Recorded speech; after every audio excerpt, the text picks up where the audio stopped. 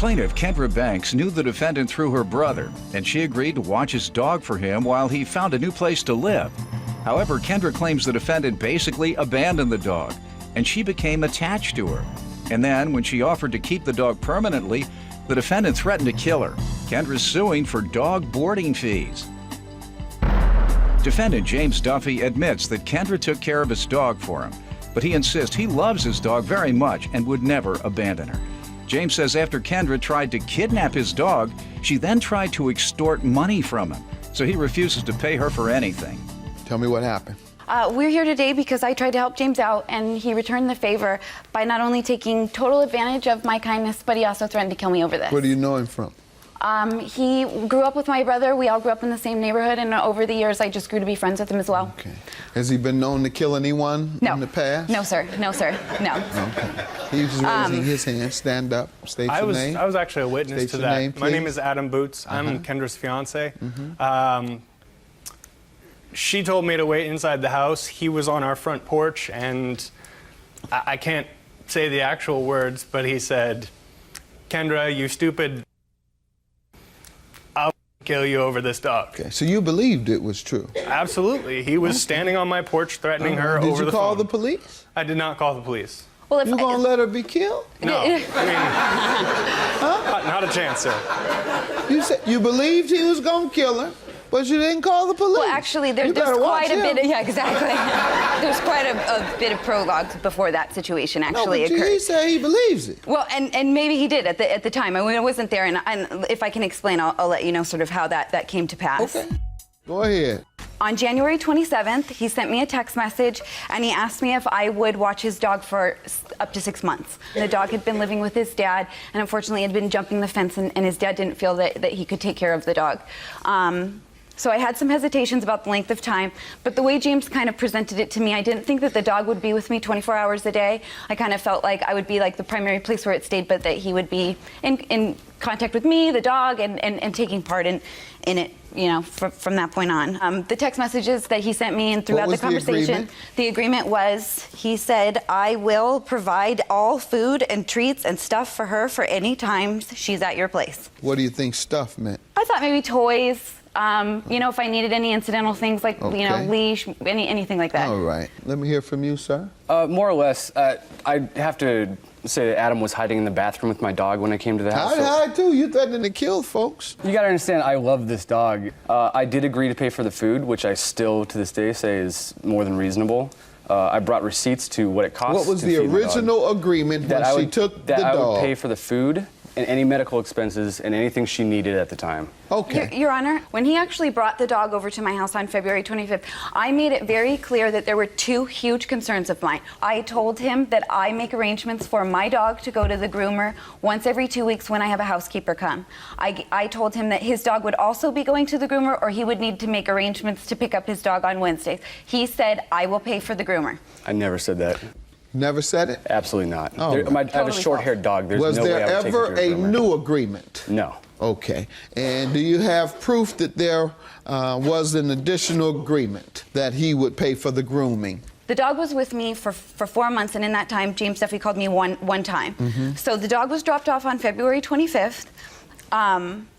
And the dog is a problem. I mean, and this was not disclosed to me beforehand. She's actually known my dog for years to be a major problem. She jumps fences. She's a very ambitious, very fast, hyperactive dog. There's no way she didn't know this. None of things that he told me when I took the dog into, I mean, he never voiced any of that to me. She's seen my dog do this is before. like, when you live with a dog, I'd never lived with a dog before, it's like Marley and me. This dog was totally and completely destructive. It broke 2 windows in my house. It broke through the neighbor's fence. How did it break the windows? I was outside feeding the cat. It took a lunge and hit her paw, and the window shattered. Okay.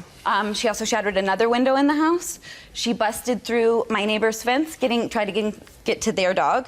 She knocked over garbage cans and tracked garbage through my entire house. I mean, this dog was a nightmare. But she's also very sweet. So, you know, I mean, it's like, I grew attached. And after we put in all this work to try to curb that behavior, we did all this research. I'm watching, you know, the dog whisperer daily. So we started religious walks with her. Religious walks? Just like religiously walking walking her. Read the Bible to the no, dog? What do you mean religious walk? I just meant like a daily routine. We had a daily you routine. religiously walk the Correct. dog. Okay, Thank you. said religious walk. No, I'm sorry. Religiously. Okay, go ahead. And James didn't contact me one time. The first text message that Did he you sent have a me, way to contact him? I did, and I didn't contact him. Why not? Because I thought he abandoned the dog. I thought he That's absolutely abandoned nonsense. the dog. I was. It was one But call would let you know. It's true. So when he contacted me on the 5th to ask about the dog, I invited him over to my Memorial Day barbecue. When he came over, he was really kind of rude. I mean, he made a rude comment about a scarf the dog was wearing. He really hurt my feelings. He gave me no like kudos for the work and effort that I put into it. I tried to mention some of the damages and he laughed it off and said, I'll take care of it. Let's go back to my question Correct. before Okay. you went on your thing. Do you have any proof of the amended agreement that he would pay for the grooming? On June 30th, I sent him a message at 3:44 which stated my position, that I felt that the fact that he had no participation. Tell me what he agreed to do. After I sent this, he agreed to pay Read the part where he says, I will, ma'am, where he says, I will agree to pay for the grooming.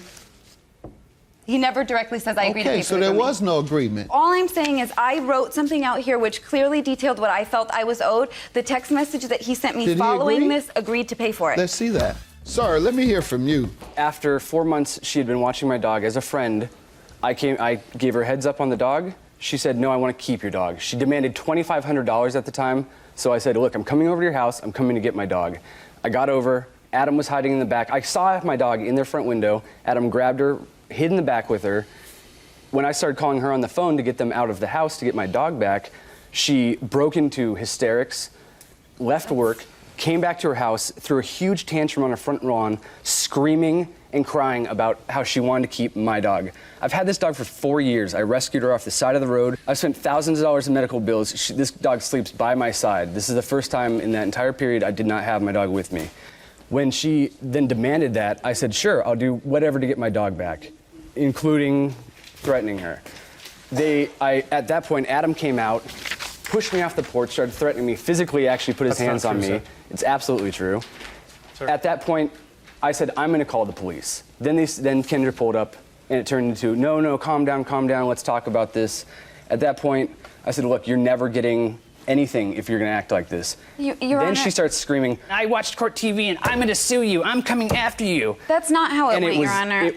After he agreed to pay the $1,500, No, I don't see that agreement. I sent him that message at 2 o'clock in the afternoon, I believe, and the text message followed at 5 in the evening. So Why it don't says, you read I will what you're pay you. referring to? Why don't you read what you're referring This was to? after she tried to kidnap my dog and extort And money if from I me. can Did please. you ever agree to pay for the grooming? No.